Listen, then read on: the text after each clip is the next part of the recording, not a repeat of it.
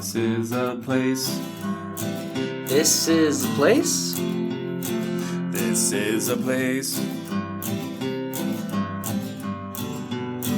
We want to talk about. This is a place.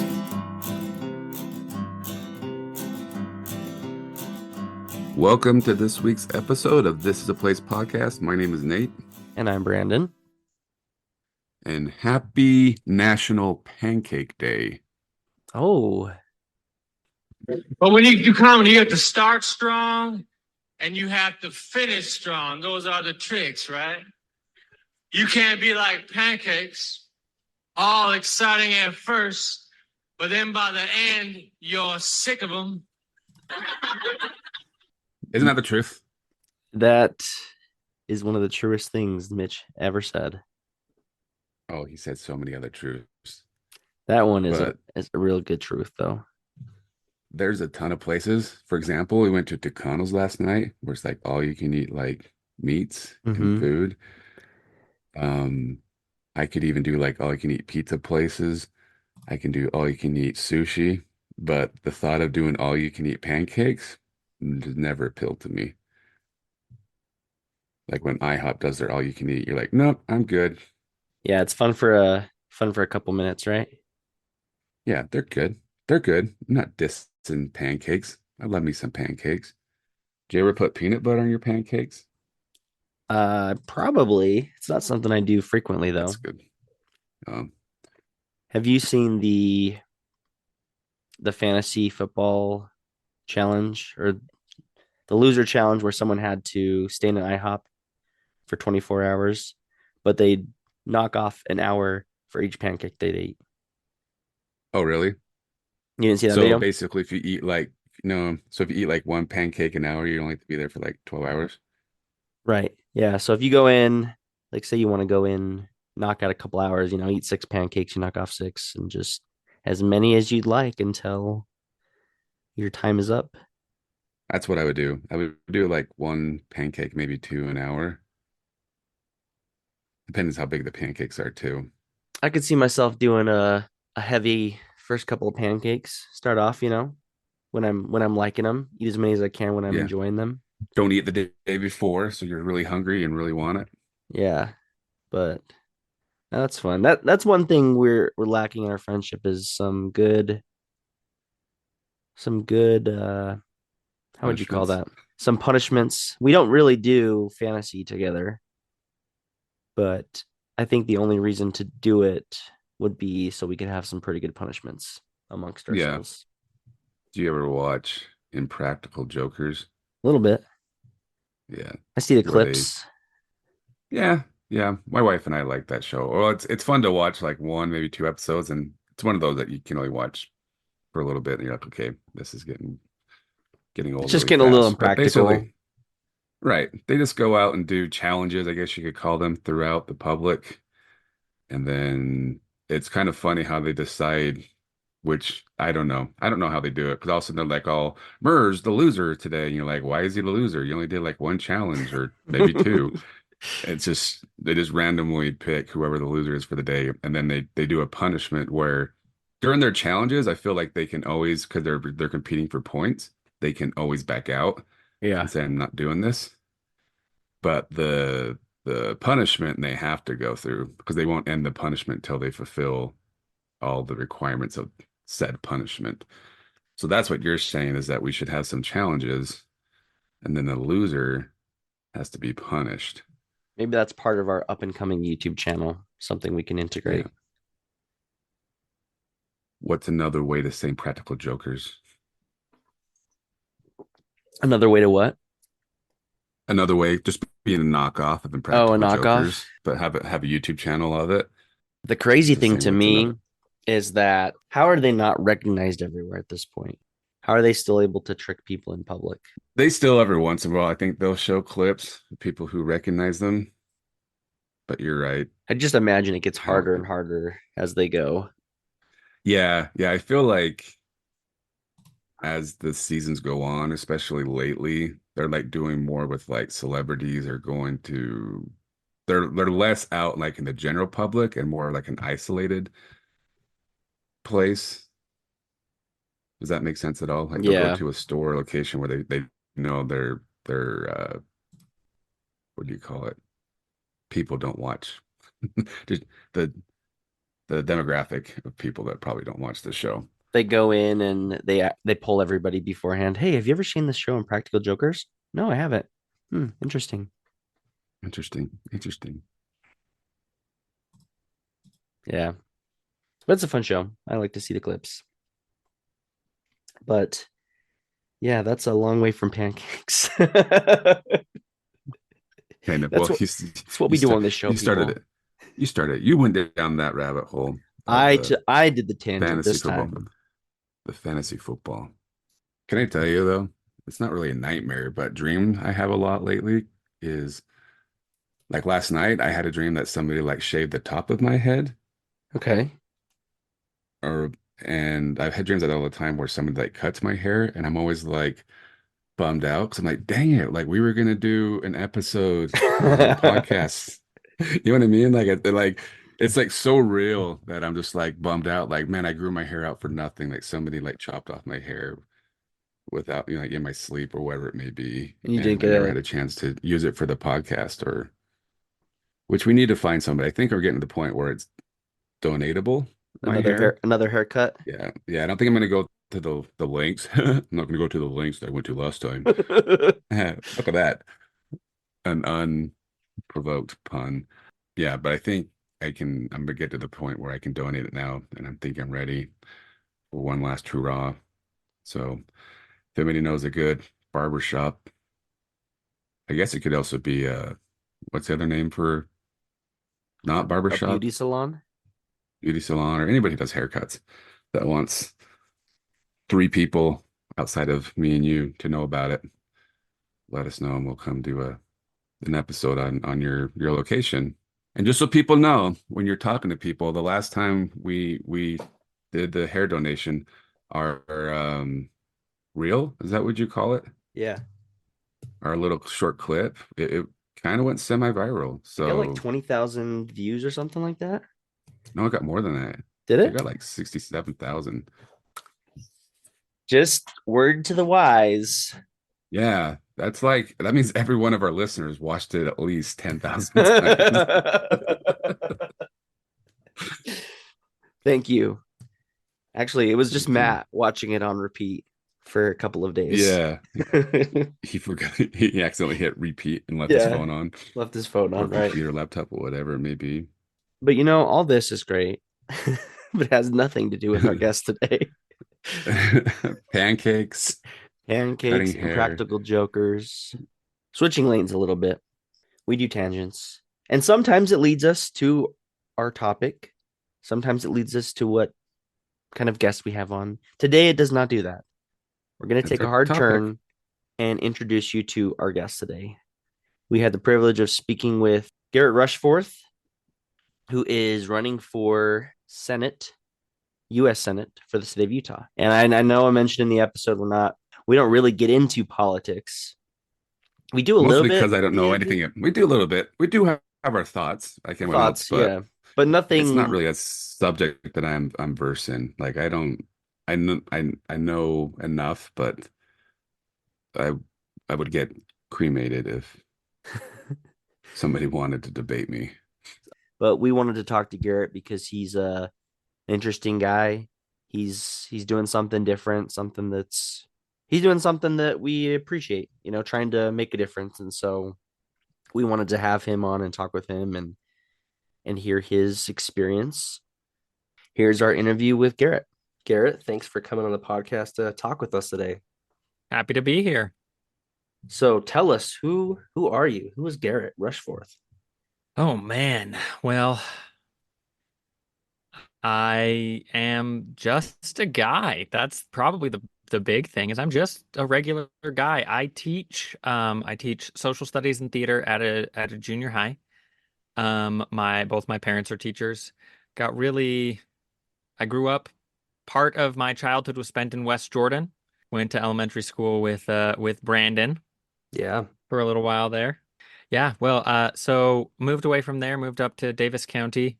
Just someone who feels like We are we're all people. We deserve a chance to be represented by someone who is also not making themselves out to be more than just a person. I don't know.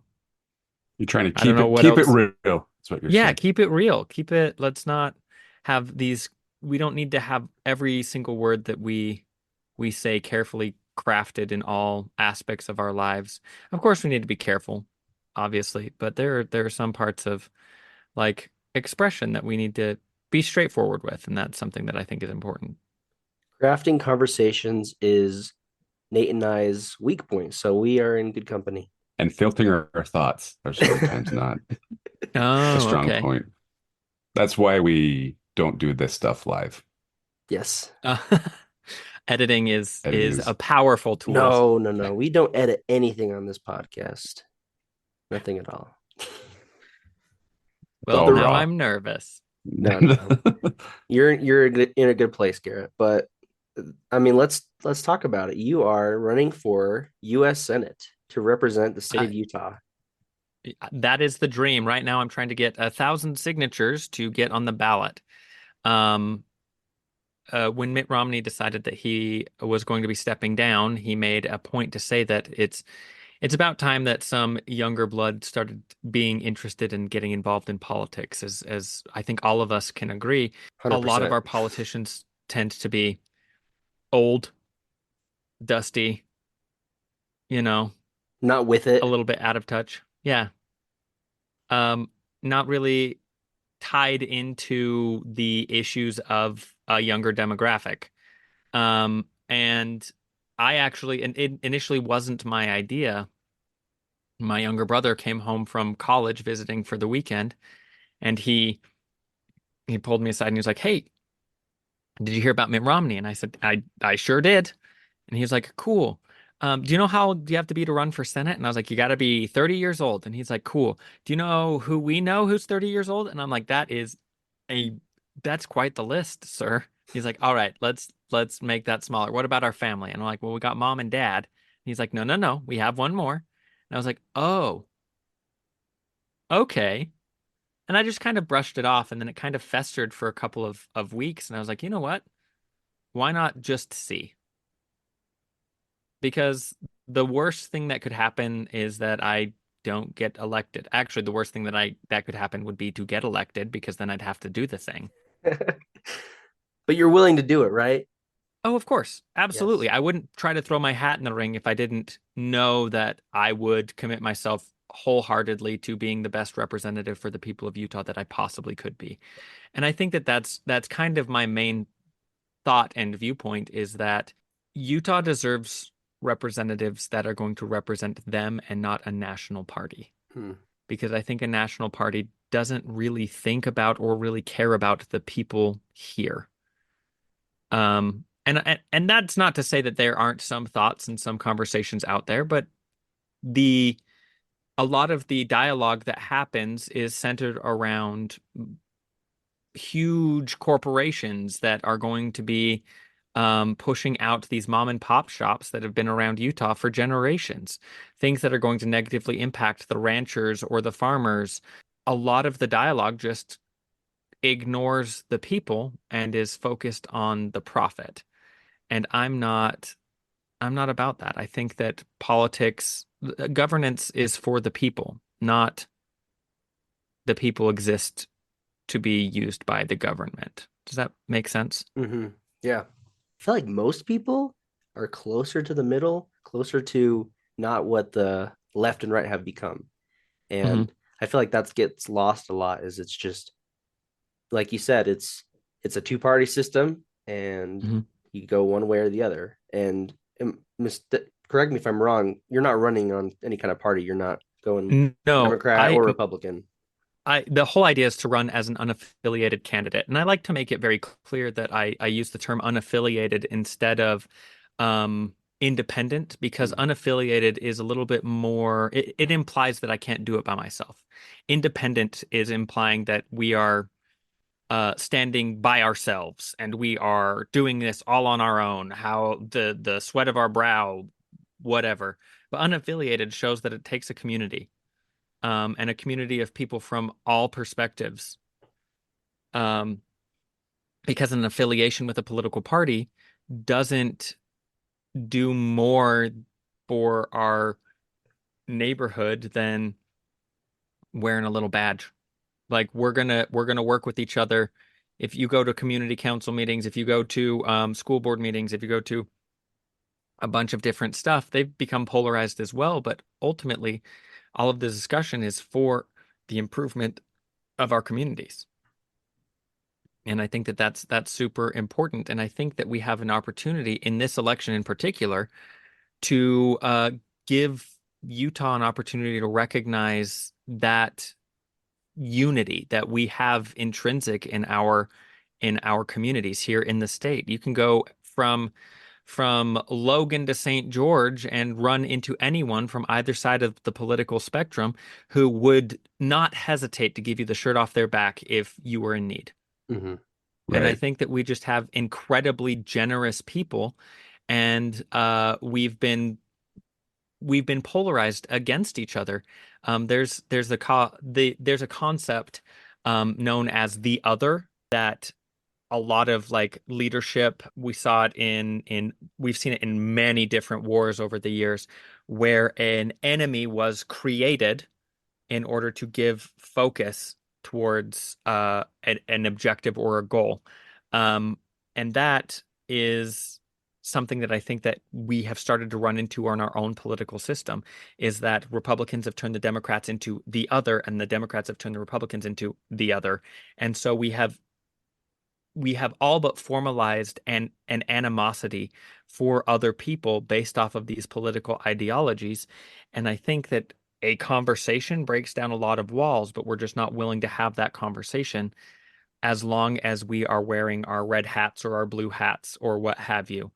Um, I'm just tired of Washington, D.C. pretending that every day is Super Bowl Sunday up on Capitol Hill when it's people's lives being affected by an unwillingness to compromise and work together.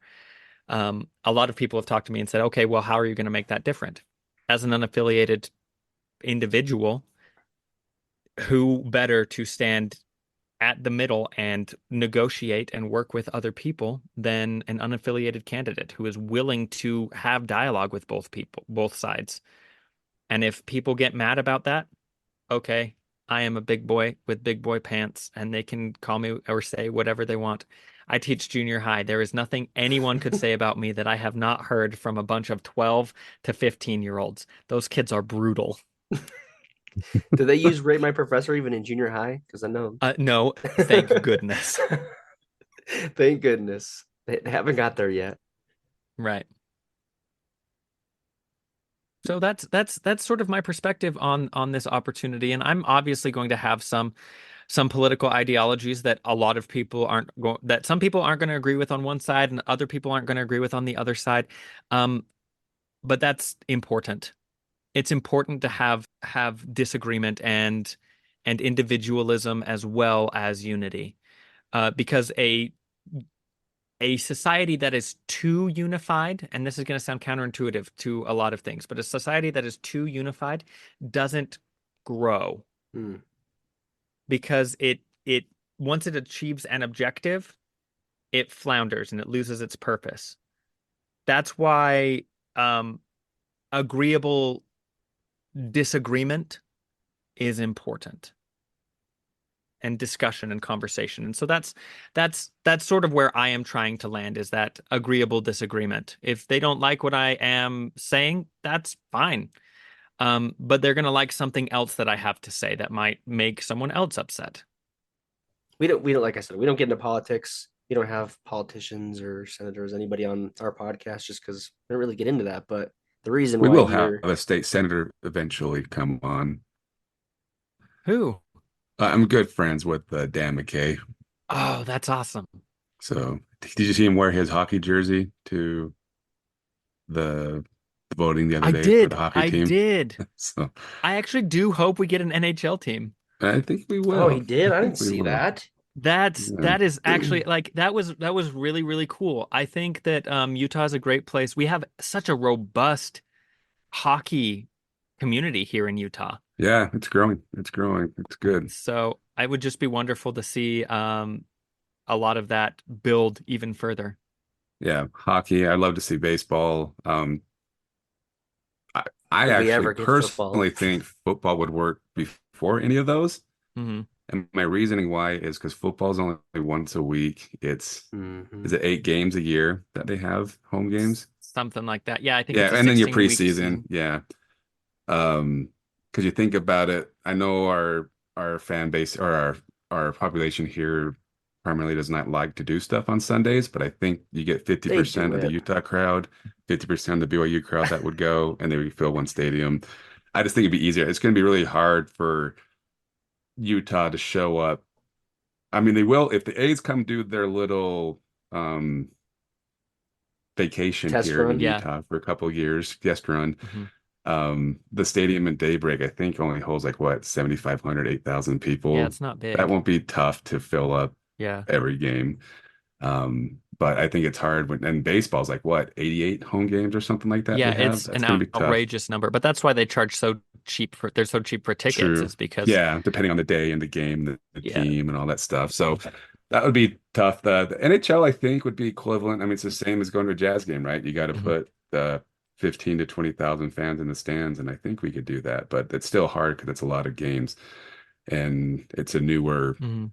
I mean, hockey is still it's growing in Utah, but it's still not as popular as it would be probably in other states. But I think it would be though. I think that we would get there, and We'd adjust. because you go if you go to a hockey game, whether you like hockey or not, Oh, it's you, just it's electric. It is an yeah, it's electric yeah, but experience. 100%, and it's different. I mean, going to a Grizzlies game is fun, but going to NHL game is just on a different level, right? When you have that many fans in the Mhm. stands and that talent. So, we'll see what happens. I think, I think an NFL team would be amazing, especially with the potential for the Olympics to be coming back here in the 2030s. I think Hmm. 2034 is when they're projected. Right. right. It would be incredible to have an additional space to host some more of the events because it's Oh not yeah. too difficult to convert something like that into like a I don't know. They don't do snow boxing. Got a But like even for the We've got an venue, Olympic like we don't want to oval. go to that stinking Rice Cycle Stadium again, you know. Hate I that know. place. Yeah. All the way up on the mountain. Are you kidding me? Yeah. Drive Yeah. uphill. I mean, you If you could just drive a go stick go shift, down to you're in Provo. trouble. It's so much more convenient. It's better parking in That's Provo. that's the I most know. polarizing thing we do on the podcast is our love for the Cougars and our distaste for the Utes. So Well, I am a BYU alum, so yes. I got my degree from in geography, specifically from BYU. So there we go. Oh, good. You're Good on for board you. too. I'm on board. I mean, the use great. I just don't like Yeah. driving all the way up there. Agreed. Agreed. Agree to disagree. Catch Um, 22. well, the reason why, even though, like I said, we don't get into politics that much, except for maybe a joke here or there, but you intrigued me, Garrett, because one, I know you, and Mhm. from what I remember, you're a great guy. I'm sure I you're sure still a hope so. great guy. Hope so. Oh, good. But That's what your students tell us. Oh no. yeah, but I think your story and your campaign intrigues me just because of all the things you've said, all the things you've laid out that you want to be different, you want to stand out. And I think most politicians say that. Do they really mean it? I don't know. That's debatable. It's easy to say, but it Mhm. feels like when you say it, you really mean it and you really have a true purpose behind that. It's not just I'm going to come in and change things. But I think that your love for Utah, just from the things I've seen on your social media talking about it, your love for Utah and what we have here and what you want to represent here is what I think sets you apart and why we wanted to have you on to talk a little bit about that. It's even more awesome that you're a Utah studies is what you teach, right? Mhm. Is it So called I Utah teach studies? It is Utah Studies. So I Okay. teach geography and Utah Studies and theater because I am also a theater kid. I just that performance super dramatic. You got to be a little bit dramatic to get into politics, though. Yes. If you're not dramatic, then you can't be a Gotta love the politician. drama. Gotta love the drama. But no, I teach Utah studies, and I've been doing that for a few years now. And I just love Utah. Utah is one of the most incredible places. I know that you mentioned you had Jonathan Cooper on here a few weeks ago, and he's into production. I hope that he mentioned that we have a lot of production happening in Utah because of the incredible geography that we have here. Oh, Hmm. yes. We have the Salt Flats, which are world famous. And then we have swamps. We've got incredible mountain peaks, and we've got some of the most iconic deserts in the world. So it'd be very silly not to invest in some time going out and exploring some of the incredible natural wonders that we get to experience here. Yeah, I think that that's something that's kind of been down. Like we were getting like all the shows. Yellowstone was filmed here, all that stuff, but something changed. Mhm. Maybe you'd know more about it than I do, but something in the people up on the hill changed, and we are not getting as much as we The used to. tax incentive, I think, was what It was a changed. tax incentive.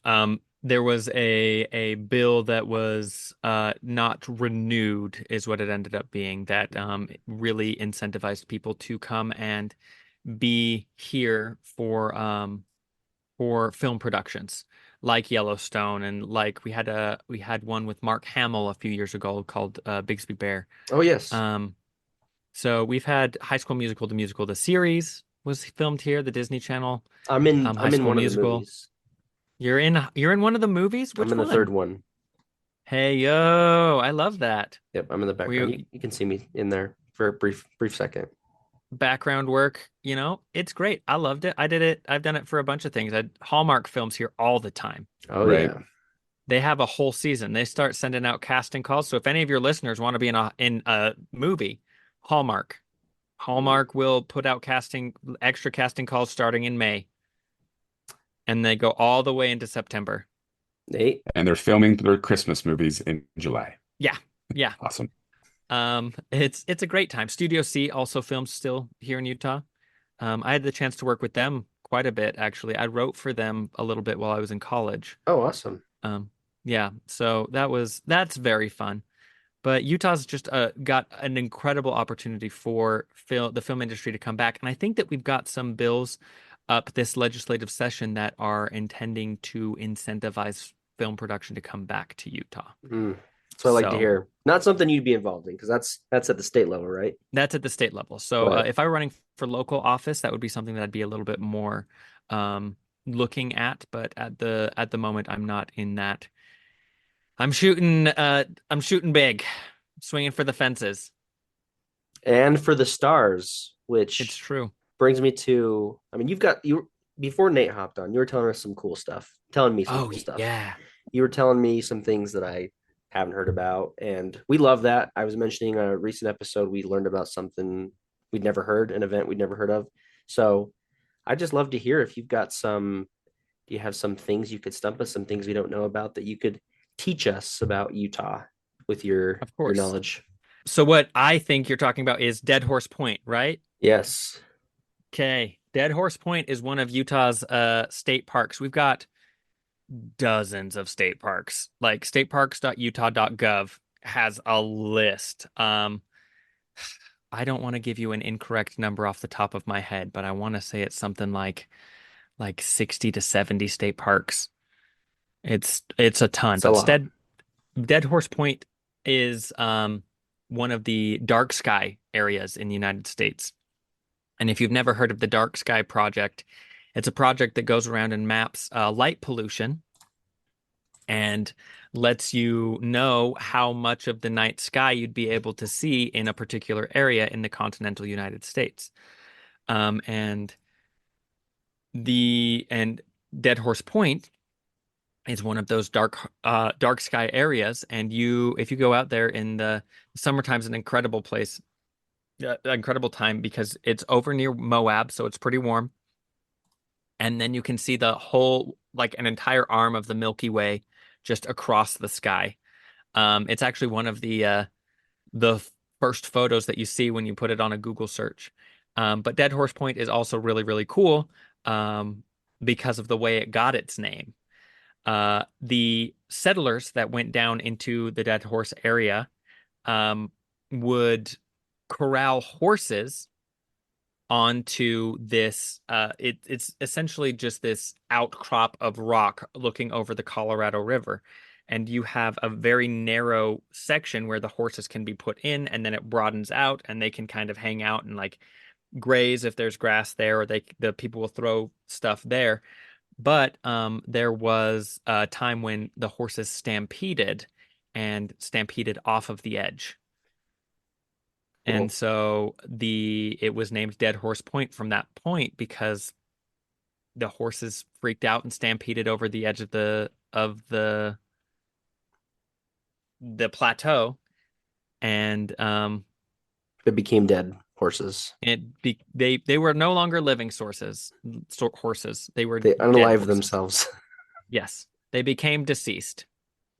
It wasn't the fall that killed them Interesting. though. It was the rapid stop at the bottom. Mm. I like it. Yeah, I looked it up just as we're talking, and it's pretty cool looking. I mean, it's got that typical Utah look, the red dirt, which we all Hmm. love, and it's quite an overlook. It, Yeah. I mean, got feels like we got the Grand Canyon in our backyard here. Oh yeah, we are really spoiled for some of the most incredible vistas in the world.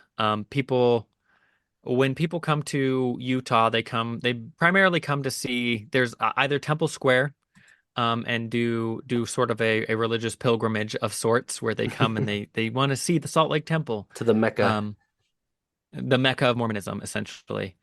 And then you've got our national parks. We've got five national parks. We've got Zion's National Park. We've got Canyonlands, Capitol Reef, Arches, and Nice. Bryce Canyon. Yep.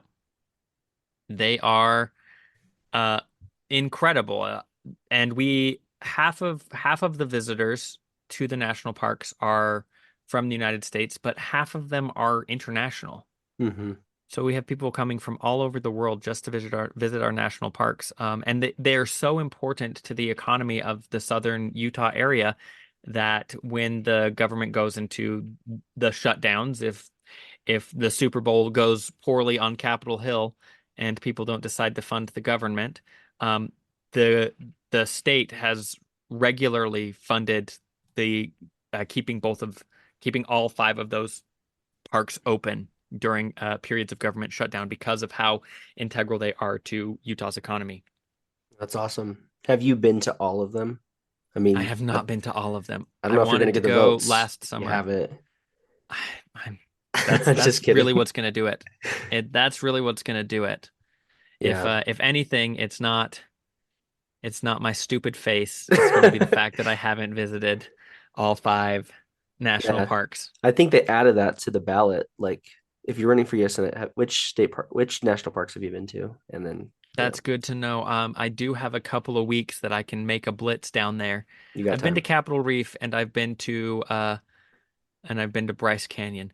I Capitol haven't made Reef's it my to favorite, Zion. so at least you got my vote since you've been I there. straight up got lost into Capitol Reef. We were driving, I don't remember where we were driving from, but me and my friends just like were driving and it said, "Thank you for visiting Capitol Reef National Park." And we're like, how did we get here? We don't remember. We didn't pay to get in because we got on some weird dirt road and then we were just like, got back onto a paved road and then said, "Thanks for visiting." And we're like, we are the most lost we've ever been in our entire life. That's awesome. So, Good place to be lost, though. oh yeah, it was beautiful. It was like, wow, this is amazing. And then we This were should like, be a I national think park. exactly. No, but my plan is to go down and visit as soon as possible. Especially if I'm not able to get on the ballot, that frees up a lot of my summertime. Being a teacher, I get a lot of opportunity to see a little bit more during the summertime than I would in some of the other more traditional office types of work. On the flip side, if you make it and you get elected, you're not going to have as much time here in Utah to go do those types of things. You'll be pretty busy. Yeah. But I'll get invited to things, to events that are going to involve that. So there's a Mm. possibility that it'll happen anyway. Getting invited to events, really, I joke with my friends that the reason that I want to be elected is so that people will invite me to things and I You just can want go to something to do on like Friday nights? Is that what you're it's free saying? food. That's And what free I'm in it food. for. Elect me so that I never have to pay for a meal again. That I sounds teach like school. quite a I'm perk. poor.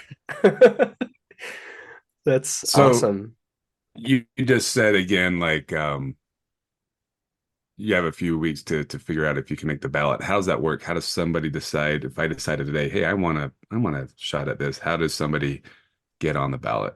So in Utah, there is a particular process that you need to follow, and the lieutenant governor is the office that handles elections here in the state.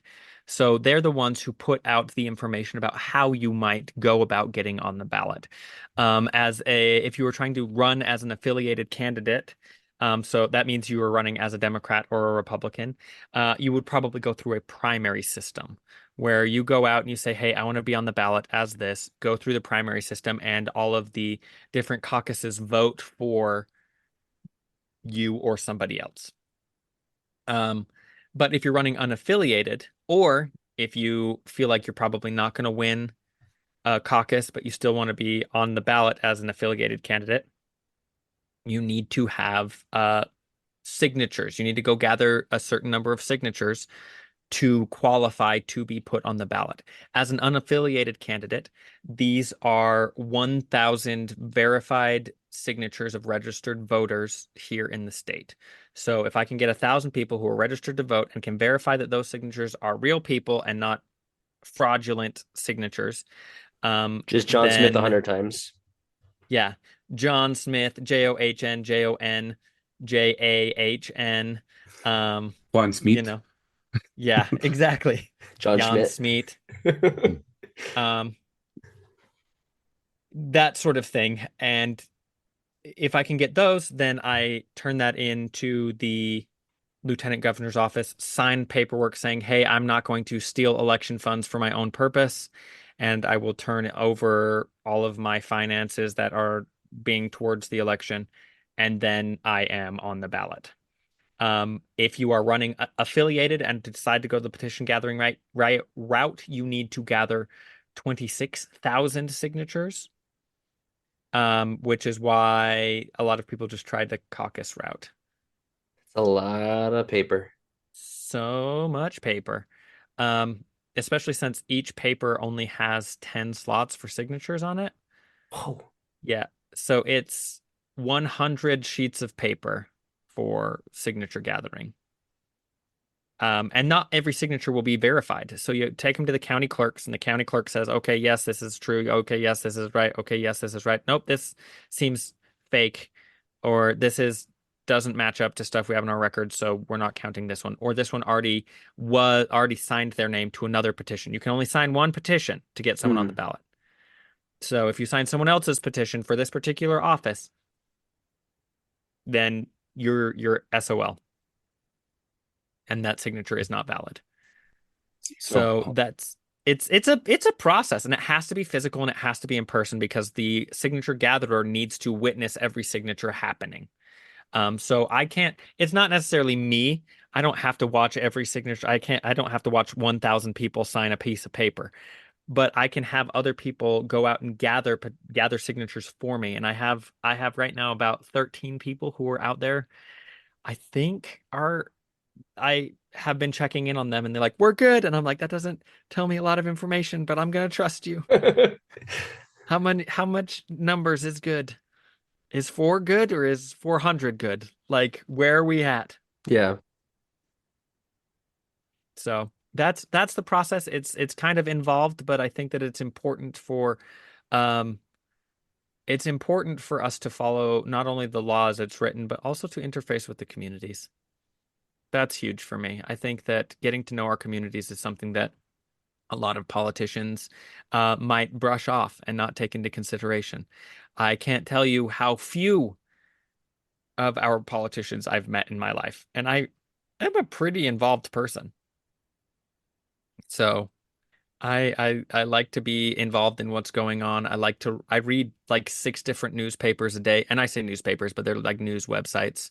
I like to keep up with things. So it's important for me to be involved and in the know.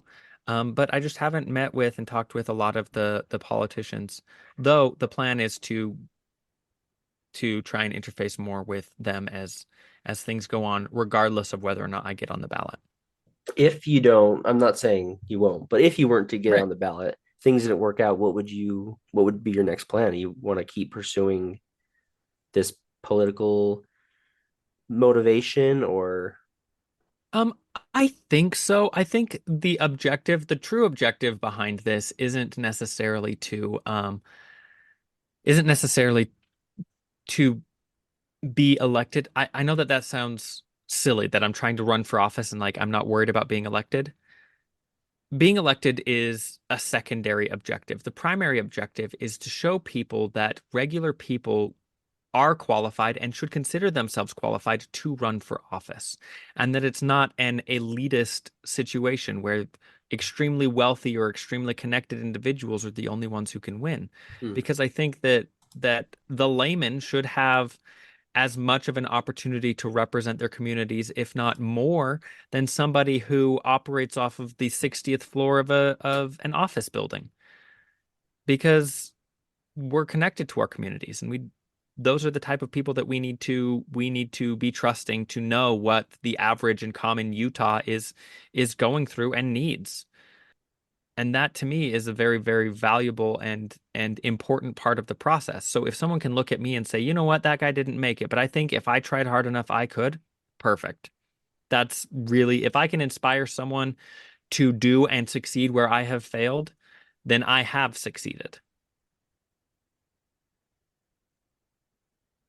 yeah, I think that's Thank you. awesome. So I think I take that a lot from the vocation that I'm in and my parents. My parents are those type of people who they're not really the ones who like to stand out in a crowd, but they are always the ones who help set people up for success. And if that's just part of my journey is to help set someone else for success, incredible. If people decide that they like what I am saying and that I would be a valuable addition to the representatives already in Washington, D.C., then I will do my absolute best to represent the people in a way that I believe they deserve to be. And that is by listening to the constituents and by hearing their issues. And again, people may not always agree with the decisions that I make, but I will always do my best to be clear and transparent with the decisions that I make and why I made them. Yeah, that's important because I don't think we get that these days at I don't all. think so. So if people wanted to sign for you or help out in any way, how could they get involved with that? Or I want to sign. Where do I sign? How do I do it? Okay, well, there are a few things that we can do. I am currently looking at scheduling various different libraries to do like kind of a meet and greet signing night Hmm. um, over the next couple of weeks. So I will have some petitions there for people to sign. Come say hello. I'll talk to you about whatever you want to talk about. I'm an open book. I love trivia, so I know a lot of things about things that really don't matter to people and a lot of things about things that do matter to people. So cool. I'm intrigued by the trivia aspect of things. Oh But man, Trivial Pursuit. Look, I am a generally affable man. I become a true nightmare when it comes to trivia night. I am a royal terror. I will win no matter the cost. But it's that should be I your just like campaign to slogan, win. actually. I will win no matter the cost. No matter who I Ugh. have to step over across, I will get those free meals. I will those it's all about snacks. Well, cool. We'll definitely, yeah. It's at some point, even if I need to come up and meet you somewhere, I want to sign Of course. your petition, Garrett. So, um, if you have some event in the Salt Lake area, let us know. Maybe I can throw that out to our listeners so they can know and if they want to go sign as well. But Amazing. it'll be fun to watch your journey and and how things go along, keep us posted. We're invested. We're Of rooting for course. you.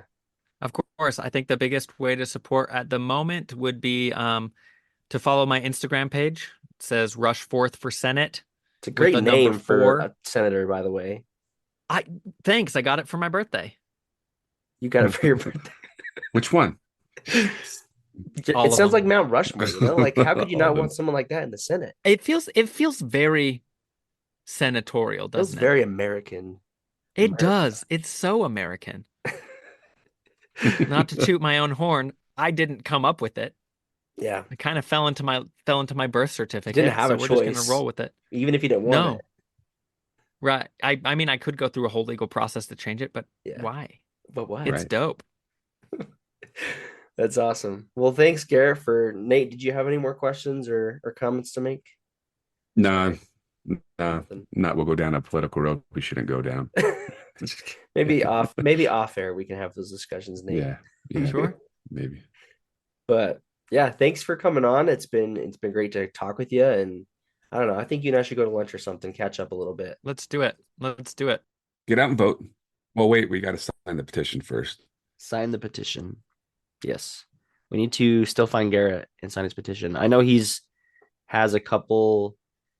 I mean, I see him we talked to him. It was probably a few weeks ago at this point, but he continues to have events where you can go and sign up, and we will share some of those when we see him. But yeah, I still want to go and sign his petition. Give the man a shot. Right. So I had my 2 cents that I wanted to add, but I didn't want to break away from the flow that we had interviewing Garrett. My 1 2 cent advice, I guess, if I had any political advice, is number one, and you kind of brought it up at the beginning, is that social media tries to get us, and the media tries to get us to think that this is the way everybody's thinking, where my belief is what you see on social media and what you actually see in the media is probably what 30% of the population's thinking. That's why you get a lot of surprise election results because people are told that this is the way everyone's leaning when it's not really the truth. So make your own decisions based on what you believe, not what you think the media is telling you to believe. My second thought is that it's really hard for, especially us in Utah, to have any poll or any influence on what really happens in the presidential election or what happens at the White House or things like that. The only thing we do control is stuff that's here locally. So if you really want to get involved in politics and make a change, start locally. And that's why it's a good thing to make sure that if you want your voice heard, to pay more attention to the people running for Senate and the House Yeah. stuff from Utah because they have more pull than you'll ever have voting for the president. I think a lot of people always get wrapped into the whole thinking they're going to change the world because they made the right decision voting for the right president of the United States. Yeah. When in reality, it starts locally is The the only bottom up thing that you really approach. have. Right. Yeah. Oh, 100%. Well, yeah. We can't make a huge difference here nationally, but we have to start locally. So pay more attention to your local elections and your local representatives and still be cautious of the presidential stuff and the big stuff, but those are the ones that are going to matter most and make the most impact on your life personally. That's my political advice from the few years that I've been able to vote or pay attention to.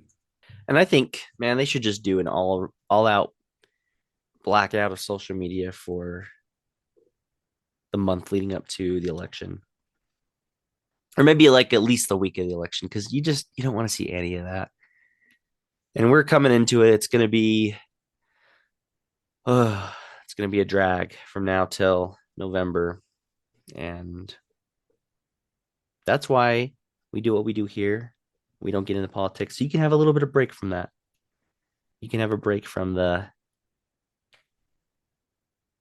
stuff that really doesn't matter and the things that do matter. Places, people, things in Utah. Yes, let's look at the lighter things in life. Yes. With that being said, go, once Garrett gets his petition signed or his signatures, It's not a petition, is it? Is it a Yeah, petition? just signatures. I get. Yeah, well, maybe they're. Signatures. I don't know. Once he gets his signature so he can be on the ballot, go research him, see if he's a good candidate for you to vote for. I liked what he had to say, and it was kind of refreshing. And I think it would be really cool to have somebody who's not a politician be the politician. I think we need more of that. I think I Agreed. mentioned that in the interview. It'd be nice to have people from all walks of life help and represent our thoughts here in Utah and nationally. Let's Doesn't stop. have to be all Let's retired businessmen. right. Let's stop having the 1% represent the 99%. Here, here. Because when they get there, they're just making more money anyway. Well, they don't know. They don't know what us poor folk go through. So yeah, get out and vote, make it happen, and then make sure you vote for Pedro because all your wildest dreams will come true. Thanks for listening to This Is a Place podcast. And this was a person we just talked about.